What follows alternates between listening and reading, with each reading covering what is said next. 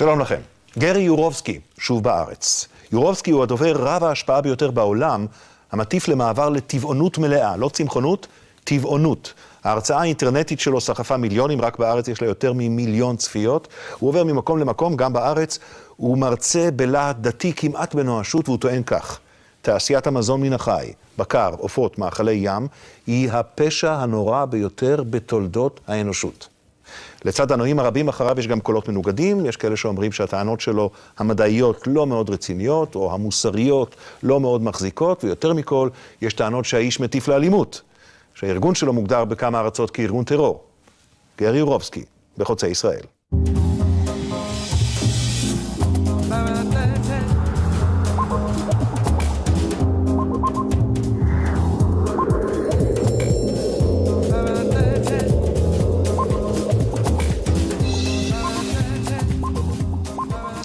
Hello, Gary. Good afternoon. Welcome to the show.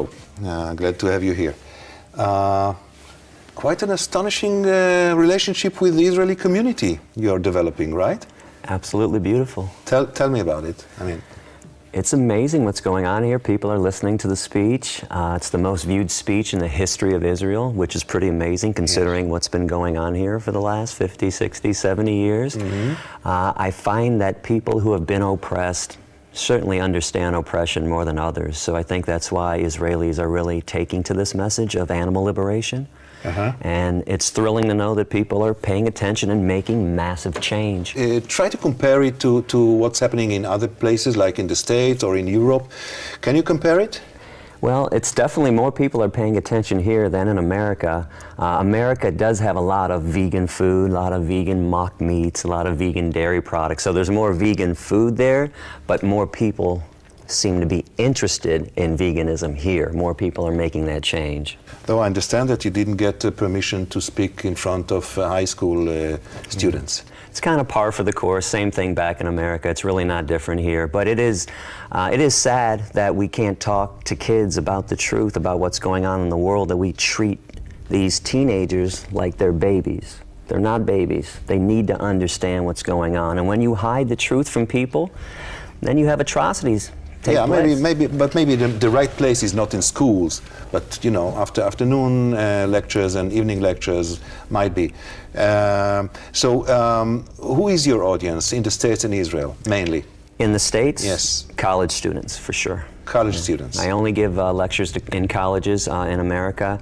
I just finished doing 89 lectures in 12 states. Okay, I understand that just a few days ago, you had a very strong recollection of the last time you've been to a slaughterhouse. Yeah. Can you tell me about it? In 2007, I actually went to an auction house. This was my first time I went to a place where they auction off animals. I had been to dozens of slaughterhouses over the years, but I wanted to see this place. It was open to the public, so I did not have to sneak around and break it at 3 in the morning, so I walked right in. I had a camera with me. I went backstage. That day they were auctioning off sheep and cows. Now, first of all, they had the males spray painted on their back blue to mark them and the females pink. The same markings that we've done to humans over the years with those atrocities, which we can talk about later. Yes. What really was disturbing to me and saddening to me was the first time the animals didn't recognize who I was and why I was there. Over the years, every time I went somewhere, it was like they knew I was there for them, and I'm like, I'm getting footage, I'm gonna show people what's going on, and I'm gonna share this with the world. Well, this was the day that they were just terrified about what was going on, and they turned their backs to me, and they were shaking and shivering. And as they looked back, it was like they were saying, what are you doing to me now? Where are you taking me now? Why are you stealing me away from my family again? Leave me alone, you two-legged devil. Just leave me alone. And here I am going, wait, no, I'm gonna help. I'm just showing people what's going on. And they didn't recognize me. And this is where my anger emanates from, when people don't want to listen to the message. This is why vegans get so militant, because I don't want to be a two-legged devil to the animals or to anybody. I don't want to be vicious and mean and callous and vile. But as a species, we are so callous towards the animals. That's how they view us. And it brings to mind a quote that made me go vegan way back in the day from a bishop from England, William Ralph Inge, I-N-G-E, in an 18th century sermon, this man said that we have treated our cousins in fur and feathers so horribly that beyond a doubt, if they ever formed an organized religion, the devil would be depicted in human form. That broke my heart the day I read it, and it still breaks my heart today because, again, they must look at us like we are devils. We cut things off their bodies, their horns while they're fully conscious, off the cows. We cut the beaks off of hens. We rip the testicles out of baby pigs when they're born. We torment them, put them on concentration camp trucks. We send them to slaughterhouses. They know what's going on. They're aware. They're conscious. They smell death and fear and blood in the air. We cut them up into pieces. This stuff has to stop. Over and over again, once and again, you go to ways of describing that we are used to hear concerning the Holocaust. Yeah. It's pretty sensitive around here, but you stand for it. Yeah. Isn't it over the top to use the Holocaust?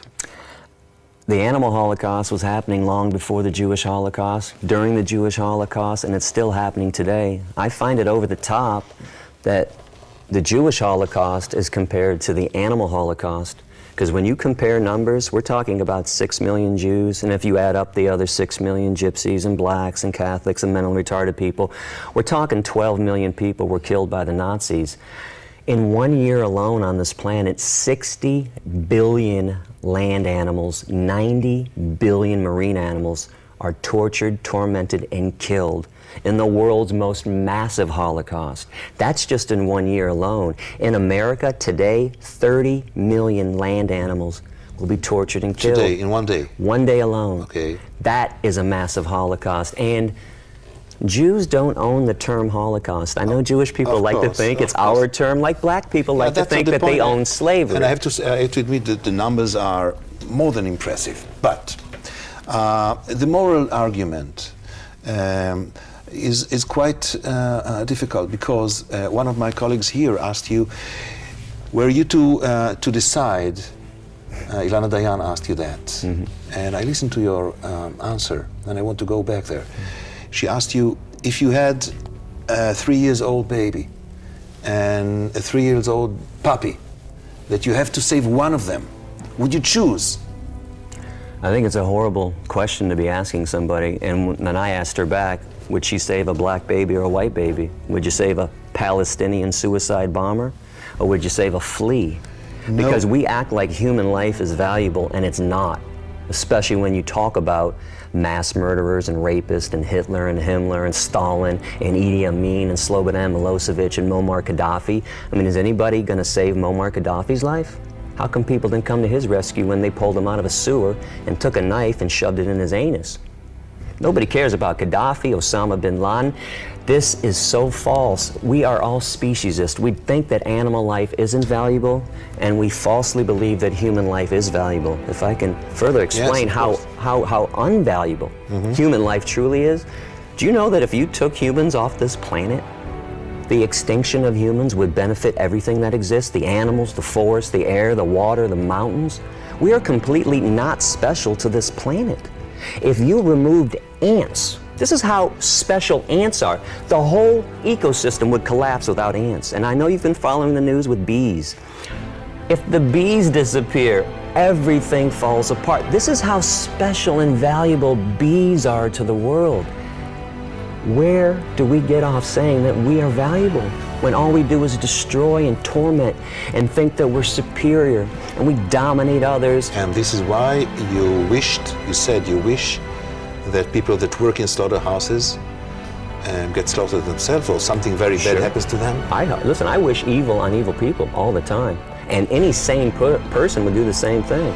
Was anybody upset when the Nazi hunters went and tracked down Adolf Eichmann and brought him back here and killed him? So people that work in slaughterhouses party in the streets are like Nazis? Sure. To their victims, they are. Really doesn't matter what you, I think. to you. To me, yes, but most importantly to the victims. The victims don't see the people that killed Jews any different than the people who kill cows. And people that wear furs should be raped. I wish, listen, I certainly don't wish that they hit the lottery. I don't wish that bags of money fall from the sky and boxes of lollipops land in their laps. I wish evil things happen to evil people, but I want to be clear about this. Yes. I hope rapists get raped. I hope child molesters get raped. I hope all the evil people in the world have evil done upon them, so maybe they can, for the first time in their lives, understand what it means to be treated like nothing. I don't understand why my wishes are worse than people's actions. People that eat meat, dairy, and eggs, people that wear fur coats, that support vivisection, that do vivisection, are the most violent people on the planet. I tell you why it's important, because maybe someone hears you right now and will take action which will be violent, which will be a murder, a killing. Okay, two things. Do you know when I made that statement? 1997. Okay, it's been 16 years and not one person has raped a woman in a fur coat because I wished it. All right. Okay, so let's not get into people taking my words that literally. It was my wish. It was my fantasy. And by the way, I also wrote 3 other lines about how rapists should be used in experiments, how rapists should be tortured and killed. How come people don't talk about those things that I say? Nobody disagrees with my position on violence. They just only disagree with who I propose to be violent for. See, everybody thinks it's okay to kill Nazis on behalf of Jews, okay to kill a white slave owner on behalf of a black slave. But nobody thinks it's okay to kill a chicken murderer on behalf of a chicken. So that's the issue at hand, is why do we devalue the life of a chicken, and why do we value human life so much? Maybe because nature is full of species killing other species. It's also full of species not killing other species. 75% of the animals on this planet are herbivores. Of course. But why do we try to justify human behavior based on lion behavior or shark behavior? It's also unfair because nobody else wants to do anything else that lions do. You notice that convenient argument? We just want to do what the lions do when they eat antelope. No, the argument is it might be quite natural to kill animals. Maybe you should do it in the most humane way possible and like not exaggerate. Holocaust? What? Like a humane Holocaust? See, we can't throw this word humane out there when we're talking about rape, torture, and murder. You can't put the word humane next to it.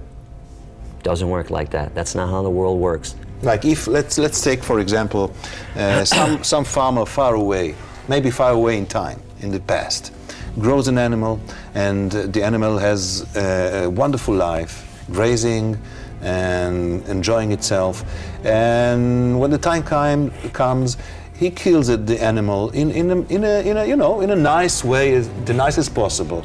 This is not rape, this is not Holocaust, this is the way of life. Okay, so if I go and meet a woman at a bar, I buy her some drinks, I bring her some flowers, I take her back and put on some soft music, some Teddy Pendergrass, and we dance and we look in each other's eyes, and I slip her a date rape drug and rape her.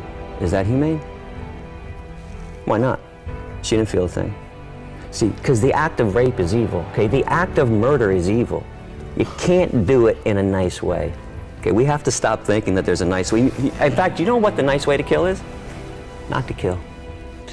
That's a nice way. That's a nice way. Is it working? Do you think that the world is progressing in the direction you want it to progress in a pace that's efficient? Not quickly enough for the victims, but sadly, as you know, change is slow. It took 400 years to convince white people in America not to own blacks. You can see why this is taking so long. We can't even treat each other kindly. You can see why we have a difficult time treating chickens and pigs and cows and mice and insects with kindness. But as I bring this up, I want to let people know that the path to peace is through veganism. It is by, we can find peace on this planet by eradicating speciesism. Because this is the first form of the hatred humans are taught.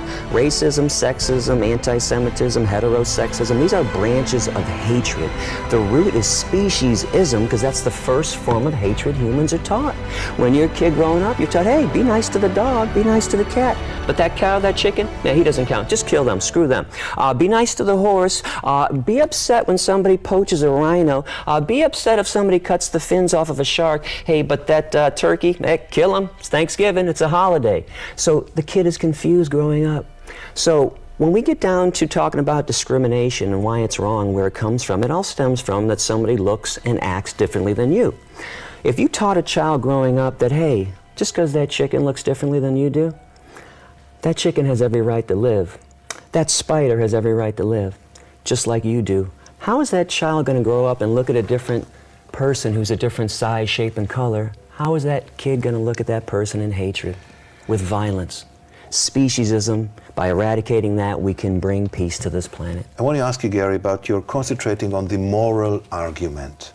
Might be that the health or medical argument in not eating meat may be more effective, or the ecological argument of the meat industry spoiling this planet might be more effective, but you make it a point to concentrate on the moral argument almost solely. Why? Because we claim to be moral beings. We claim to know right from wrong. We claim to be compassionate. And as long as humans make these claims, I'm going to be in everyone's face and say, you can't do it halfway. You can't pick and choose who to be kind to and when to be kind. You're kind across the board or you're not. And I'm confused as to why we always have to go back to the table of justice and beg the majority of people to stop harming and killing somebody else. We do this over and over again. Can't we just cut to the chase and say that everyone on this planet deserves fair and equal treatment? People who eat meat, cheese, milk, and eggs are on the wrong side of justice. People who don't support animal rights will not win this battle. Injustice cannot live forever. It lasts a long time, unfortunately, for the victims, but injustice cannot live forever. But if someone were to convince you that the ecological argument or the health, the medical argument may be much more effective, why don't use it? Because the issue is going to be ethics to me. Health issues are selfish reasons. I'm trying to make people unselfish. The reason why we're so mean to animals, because we think we're so special. That's selfish. I'm trying to make people unselfish. I'm trying to make people be altruistic. As a boy, back in Michigan, in the States, of a nice Jewish family, right? Mm-hmm. Was there something that could have told me that as a grown-up you'll be doing the things that you do? Not a chance. Not a chance? There's no. This is what's so bizarre about this whole journey. I don't mean only the meat eating. No. Yeah. Temperament-wise. Well, I always had an authority problem. Surprise. Yeah. I always liked to buck the system. I was always kind of a rebel. I didn't like rules, especially when the rules were silly or unjust or they didn't make any sense. So were you one of these youths that get in troubles? Oh, every day at high school. I was in the principal's office every single day. Absolutely. You want a funny story too? I was such a troublemaker too. In our high school growing up, we had to sign up for our classes, but we were told over the 4 years you have to make sure you do this amount of math, this amount of English. Well, I despise math, so I never signed up for any math classes. I took extra English classes. I'm a speaker. I was always fascinated with words. So 2 weeks before graduation, Miss Jackson called me in and said, Gary, I was going over your record. You haven't signed up for any math classes in 4 years. I can't let you graduate. And I said, you want to keep me here for another year? That's fine with me. Now mind you, I'm the troublemaker in the office every day, and she looks at me up and down. Just get out of here, sighs and she goes, get out of here. Only I can get away with something like that, so. And eventually you find yourself in jail as well. Yeah, well, you know, when I first found out about the animal issues, I, of course, looked up other revolutions in history. I saw what Gandhi did, that he was going to jail and getting arrested. I saw Martin Luther King and Rosa Parks and Cesar Chavez. They were all getting arrested for their cause, doing civil disobedience, so I thought that was the path to help animals become liberated. So that's what I went out and did too. Well, did you free some animals? I freed 1,542 mink from an animal concentration camp in Blenheim, that's why you Ontario. went to jail? That was one of the jail. That was the first major one that put me on the map. Things went badly for me that night. 540 mink did escape, and they were never going to be tortured again. Mink have their necks broken, by the way, manually on a fur farm. I was apprehended that evening. It was Easter Sunday, 1997, when I did this. I thought that was a good day to go help somebody out. I was charged with B&E, and I was sentenced to 6 months in a maximum security detention center. And even those prisoners knew that it was crazy that I was there, because when they started asking questions, they saw me on the news, and they said, "What are you doing here with us? You freed some rats, and you're here with us?" I said, no. I also caused $2.1 million in damage that night and put the mink murder out of business permanently, and we don't tolerate economic sabotage in our society because we don't worship God. I saw a stat that 96% of the population believes in God. I don't deny that. I just wish they worship God, because people worship the root of all evil. People worship money, and that's why all this violence takes place too. Capitalism. It is the most profitable business on this planet since the beginning of time, animal slavery. Nothing comes close. Not cars, not gasoline, not oil, not computers. Nothing compares to the amount of money being made off the backs of animals, literally. Do you believe in God? Yes, I do, absolutely. I will talk openly about God. I don't believe in organized religion, but I absolutely believe in God. I believe in the Garden of the Garden of Eden. I believe in thou shalt not kill. I believe Genesis 1:29, God's first law is I give you seed-bearing plants for food. I believe that God created humans, animals, and the earth. Therefore, God is inside humans, animals, and the earth. Therefore, if you murder humans, animals, and the earth, you are murdering God. I notice that religious people love to worship things that we created in God's name.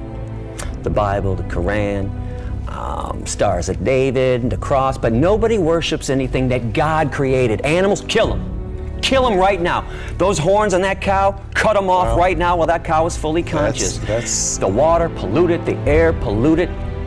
The forest, cut it down. Anything that God made, we destroy. Anything that we made in God's name, we worship. So my condemnation isn't about God, it's about what religious people do in God's name.